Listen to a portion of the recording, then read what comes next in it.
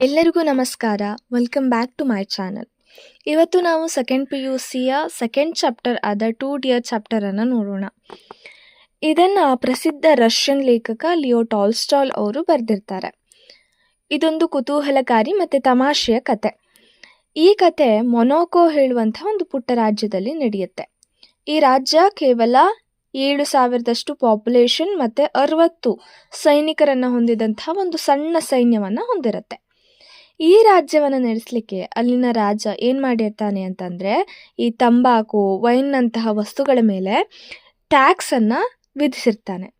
ರಾಜ್ಯಕ್ಕೆ ಪ್ರಮುಖ ರೆವೆನ್ಯೂ ಎಲ್ಲಿಂದ ಬರ್ತಿತ್ತು ಅಂತಂದರೆ ಜೂಜುಕಟ್ಟೆಯಿಂದ, ರುಲೆಟ್ ಹೇಳುವಂಥ ಒಂದು ಆಟದಿಂದ ಬರ್ತಿತ್ತು. ಜೂಜು ಹೇಳೋದು ಕೆಟ್ಟದು ಅಂತ ಗೊತ್ತಿದ್ರೂ ಸಹ ರಾಜ ಅದನ್ನು ಮುಂದುವರಿಸ್ತಾ ಇದ್ದ. ಕಾರಣ ಅದರಿಂದ ಸಾಕಷ್ಟು ಹಣ ಹೇಳೋದು ಬರ್ತಿತ್ತು.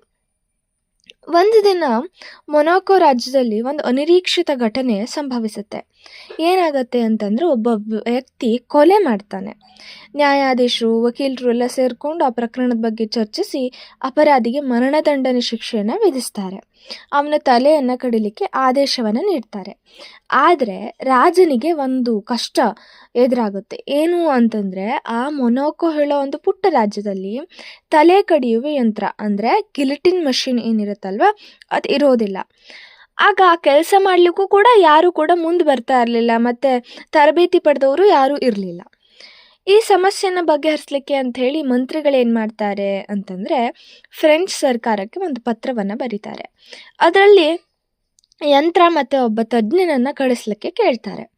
ಫ್ರಾನ್ಸ್ ಸರ್ಕಾರ ಅಡ್ಡಿಲ್ಲ ಅಂತ ಹೇಳುತ್ತೆ. ಆದರೆ ಅದಕ್ಕೆ 16,000 ಫ್ರಾಂಕ್ಸ್ ಖರ್ಚಾಗತ್ತೆ ಅಂಥೇಳಿ ಉತ್ತರಿಸ್ತಾರೆ, ಮರು ಉತ್ತರ ನೀಡ್ತಾರೆ. ಇದು ಒಂದು ಸಣ್ಣ ರಾಜ್ಯ, ಯಾವುದು ಮೊನಾಕೋ ಹೇಳೋದು. 16,000 ಫ್ರಾಂಕ್ಸ್ ಅಂತಂದರೆ ತುಂಬ ದುಬಾರಿ ಆಯಿತು. ತುಂಬ ದುಬಾರಿ ಅಂತಂದ್ರೇ ಟೂ ಡಿಯರ್ ಅಥವಾ ಟೂ ಎಕ್ಸ್ಪೆನ್ಸಿವ್ ಹೇಳೋ ಮೀನಿಂಗನ್ನು ಕೊಡುತ್ತೆ.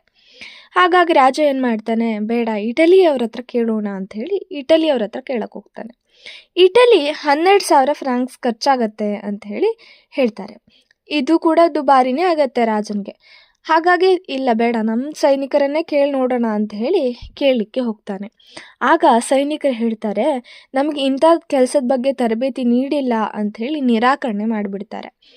ರಾಜ ಏನು ಮಾಡೋದು ಅಂತ ಯೋಚನೆ ಮಾಡ್ತಾ ಇರ್ತಾನೆ. ಅಪರಾಧಿಯನ್ನು ಗಲ್ಲಿಗೇರಿಸಲಿಕ್ಕೆ ಸಾಧ್ಯವಾಗದೇ ಇರೋ ಕಾರಣ ರಾಜ ಆ ಶಿಕ್ಷೆಯನ್ನೇ ಜೀವಾವಧಿ ಶಿಕ್ಷೆಗೆ ಬದಲಿಸಿ ಬಿಡ್ತಾನೆ. ಅವರು ಅವನನ್ನು ಒಂದು ಸಣ್ಣ ತಾತ್ಕಾಲಿಕ ಜೈಲಿನಲ್ಲಿ ಇರಿಸ್ತಾರೆ. ಮತ್ತು ಅವನನ್ನು ನೋಡ್ಕೊಳ್ಳಿಕ್ಕೆ ಯಾರು ಬೇಕಲ್ವ, ಕಾವಲುಗಾರನನ್ನು ಇಡ್ತಾರೆ. ಅವನ ಕೆಲಸ ಅವನನ್ನು ನೋಡ್ಕೊಳ್ಳೋದು ಮತ್ತು ಅರಮನೆ ಅಡುಗೆ ಮನೆಯಿಂದ ಅಪರಾಧಿಗೆ ಊಟ ತರಬೇಕಾಗಿತ್ತು. ಇದು ಆ ಕಾವಲುಗಾರನ ಕೆಲಸ. ಹೀಗೆ 1 ವರ್ಷ ಕಳೆಯುತ್ತೆ. 1 ವರ್ಷ ಕಳೆದಾದ್ಮೇಲೆ ರಾಜ ತನ್ನ ಲೆಕ್ಕಪತ್ರಗಳನ್ನೆಲ್ಲ ನೋಡ್ತಾ ಕೂರ್ತಾನೆ, ಪರಿಶೀಲಿಸ್ತಾ ಇರ್ತಾನೆ. ಕಾವಲುಗಾರನ ಸಂಬಳ ಮತ್ತು ಅಪರಾಧಿಯ ಊಟಕ್ಕಾಗಿ ವರ್ಷಕ್ಕೆ 600 ಫ್ರಾಂಕ್ಸ್ಗಿಂತ ಹೆಚ್ಚು ಹಣ ಖರ್ಚಾಗ್ತಾ ಇರತ್ತೆ. ಆತ ಅದನ್ನೆಲ್ಲ ಗಮನಿಸ್ತಾನೆ. ಅಪರಾಧಿ ಇನ್ನು ಯುವಕನಾಗಿದ್ದ, ಅಂದರೆ ಇನ್ನು ಯಂಗ್ ಏಜ್, ಅವನು ಇನ್ನೂ 50 ವರ್ಷ ಬದುಕಬಲ್ಲವ. ಇದು ಬಹಳ ದೊಡ್ಡ ನಷ್ಟ ಅಂಥೇಳಿ ರಾಜನಿಗೆ ಅರ್ಥ ಆಗುತ್ತೆ. ಹಣವನ್ನು ಉಳಿಸ್ಬೇಕಲ್ಲ, ಮಂತ್ರಿಗಳು ಕಾವಲುಗಾರನನ್ನು ಕರೆದು ಒಂದು ನಿರ್ಧಾರಕ್ಕೆ ಬರ್ತಾನೆ. ಕಾವಲುಗಾರನನ್ನು ತೆಗೆದ್ರೆ ಆ ಅಪರಾಧಿ ಓಡಿ ಹೋಗ್ತಾನೆ ಅಂಥೇಳಿ. ಆದರೆ ಆಶ್ಚರ್ಯ ಏನು ಗೊತ್ತಾ, ಕಾವಲುಗಾರ ಇಲ್ದಿದ್ರೂ ಸಹ ಅಪರಾಧಿ ಓಡಿ ಹೋಗಲೇ ಇಲ್ಲ. ಊಟದ ಸಮಯದಲ್ಲಿ ಅವನೇ ನೇರವಾಗಿ ಅರಮನೆ ಅಡಿಗೆ ಮನೆಗೆ ಹೋಗಿ ತನ್ನ ಊಟ ತೆಗೆದುಕೊಂಡು ಮತ್ತೆ ಜೈಲಿಗೆ ಬಂದು ಕೂತ್ಕೊಳ್ತಿದ್ದ. ಈ ತರ ಮಾಡ್ತಿದ್ದ.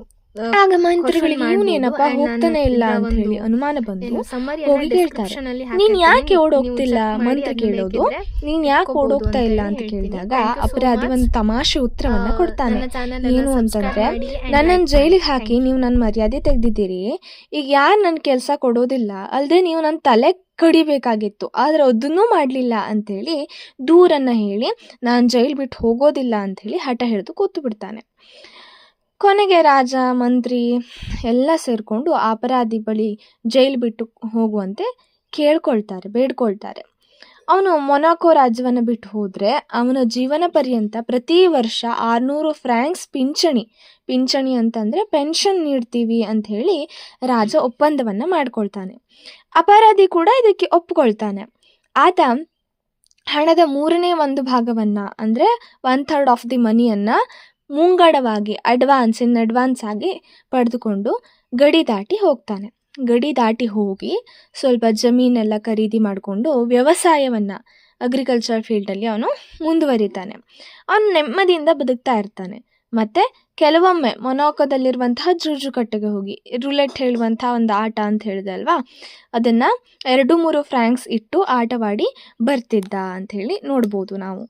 ಇದರಿಂದ ಈ ಕಥೆಯಿಂದ ನಮಗೆ ಅರ್ಥ ಆಗಿದ್ದು ಏನು ಅಂತಂದರೆ, ಹಣವನ್ನು ಉಳಿಸ್ಲಿಕ್ಕೆ ಈ ರಾಜನೂ ಹೌದು ಅಥವಾ ಇನ್ನಿತರ ಅಧಿಕಾರಿಗಳು ಹೌದು, ಹಣವನ್ನು ಉಳಿಸ್ಲಿಕ್ಕೆ, ಅಧಿಕಾರವನ್ನು ತೋರಿಸ್ಲಿಕ್ಕೆ ದೊಡ್ಡ ದೊಡ್ಡ ಸಮಸ್ಯೆಗಳನ್ನು ಸೃಷ್ಟಿ ಮಾಡ್ಕೊಬಿಟ್ರು. ಇಲ್ಲಿ ಎಷ್ಟೊಂದು ಮೂರ್ಖತನದಿಂದ ನಡೆದುಕೊಂಡ್ರು ಎಂಬುದನ್ನು ನಾವು ಈ ಕಥೆಯಲ್ಲಿ ಹಾಸ್ಯಮಯವಾಗಿ ನೋಡಬಹುದು. ಈ ಚಾಪ್ಟರು ಸ್ವಲ್ಪ ಇಂಪಾರ್ಟೆಂಟ್ ಆಗಿರುತ್ತೆ. ಇನ್ನು ಕ್ವಶನ್ ಕೇಳ್ತೀನಿ ಅಂತ ಹೇಳಿದ್ದೀನಿ, ಇವಾಗ ಕೇಳ್ತೀನಿ, ಉತ್ತರ ಕೊಡಬೇಕು. ಫುಲ್ ಸಮ್ಮರಿ ಕೇಳಿದವ್ರಿಗೆ ಆರಾಮಾಗಿ ಆನ್ಸರ್ ಮಾಡ್ಬೋದು. ಕೇಳ್ತೀನಿ, ನಾನು ಕನ್ನಡದಲ್ಲೇ ಹೇಳ್ತೀನಿ ಎಲ್ಲದು, ನೀವು ಕನ್ನಡದಲ್ಲೇ ಉತ್ತರ ಕೊಡ್ಬೋದು. ನೀವು ಒಂದ್ಸಲ ಬುಕ್ಕನ್ನು ಓದಿ, ಅಲ್ಲೆಲ್ಲ ನಿಮ್ಗೆ ಆನ್ಸರ್ ಸಿಗುತ್ತಾ ಹೋಗುತ್ತೆ. ಬುಕ್ಕನ್ನು ಓದಿ ಕನ್ನಡನೂ ಇದು ಮಾಡಿಕೊಂಡ್ರೆ ನಿಮ್ಗೆ ಈಸಿ ಆಗುತ್ತೆ ಓದ್ಕೊಳ್ಳಿಕ್ಕೆ. ಕ್ವಶನ್ ಕೇಳ್ತೀನಿ, ಫ್ರಾನ್ಸ್ ಸರ್ಕಾರ ಎಷ್ಟು ಖರ್ಚಾಗುತ್ತೆ ಅಂತ ಹೇಳ್ತಾರೆ. ಮತ್ತು ಇಟಲಿ ಸರ್ಕಾರ ಟೋಟಲಿ ಕಾವಲುಗಾರನಿಗೆ ಮತ್ತು ಅಪರಾಧಿಗೆ ಸೇರಿ ವರ್ಷಕ್ಕೆ ಎಷ್ಟು ಖರ್ಚು ಆಗ್ತಿತ್ತು, ಮತ್ತು ಯಾವ ರಾಜ್ಯದಲ್ಲಿ ಈ ಕತೆ ನಡೆಯುತ್ತೆ, ಮತ್ತು ಈ 2 ಡಿಯರ್ ಕಥೆಯನ್ನು ಬರೆದವ್ರು ಯಾರು, ಅದಾದಮೇಲೆ ರಾಜ ಯಾವ್ಯಾವ ಕಮೋಡಿಟಿಗಳ ಮೇಲೆ ಟ್ಯಾಕ್ಸನ್ನು ವಿಧಿಸಿದ್ದ, ಮೇನ್ ರೆವಿನ್ಯೂ ಎಲ್ಲಿಂದ ಬರ್ತಿತ್ತು, ಅಪರಾಧಿಗೆ ಮೊದಲು ಯಾವ ಶಿಕ್ಷೆಯನ್ನು ಕೊಟ್ಟಿದ್ರು, ನಂತರ ಅದನ್ನ ಚೇಂಜ್ ಮಾಡಲಾಯಿತು, ಹೌದಾ, ಆಮೇಲೆ ಯಾವ ಶಿಕ್ಷೆಯನ್ನು ಕೊಟ್ಟರು. ಇದಕ್ಕೆಲ್ಲದಕ್ಕೂ ನೀವು ಆನ್ಸರ್ ಹೇಳ್ತಿದ್ದೀರಾ ಅಂತಂದರೆ ನೀವು ಕರೆಕ್ಟಾಗಿ ಸಮ್ಮರಿ ಕೇಳಿದ್ದೀರಾ ಅಂತ. ಇಲ್ಲ ಅಂತಂದರೆ ಇನ್ನೊಂದು ಸಲ ಕೇಳಿ, ಎಲ್ಲ ಪಾಯಿಂಟ್ಸ್ಗಳನ್ನು ನೋಟ್ ಮಾಡ್ತಾ ಹೋಗಿ. ಆ್ಯಂಡ್ ಇನ್ನೊಂದು ಸಲ ಬುಕ್ಕನ್ನು ಓದಿದ್ರೆ ನಿಮಗೆ ಈಸಿ ಆಗುತ್ತೆ. ಅದರೊಳಗಿರುವಂಥ ಮೇನ್ ಪಾಯಿಂಟ್ಸ್ಗಳನ್ನು ನೀವು ಅಂಡರ್ಲೈನ್ ಮಾಡಿಕೊಂಡು ಅಥವಾ ಬರ್ಕೊಂಡು ಪಾಯಿಂಟ್ ಮಾಡಿ ಇಟ್ಕೊಂಡು ನೀವು ಸೆಂಟೆನ್ಸನ್ನು ಫಾರ್ಮ್ ಮಾಡಿ ಒಂದು ಆನ್ಸರನ್ನು ಬರಿಬೋದು. ಸೊ ನಿಮಗೆ ಅದು ಈಸಿ ಆಗುತ್ತೆ. ಇನ್ನೂ ಹೆಚ್ಚು ನಾನು ಈ ಥರ ವೀಡಿಯೋಸ್ಗಳನ್ನು ಹಾಕ್ತಾ ಇರ್ತೀನಿ. ದಯವಿಟ್ಟು ನನ್ನ ಚಾನಲ್ಗೆ ಸಬ್ಸ್ಕ್ರೈಬ್ ಮಾಡಿ ಮತ್ತು ಈ ವಿಡಿಯೋಗೆ ಒಂದು ಲೈಕ್ ಕೊಡೋದನ್ನು ಮರೆಯಬೇಡಿ. Thank you so much.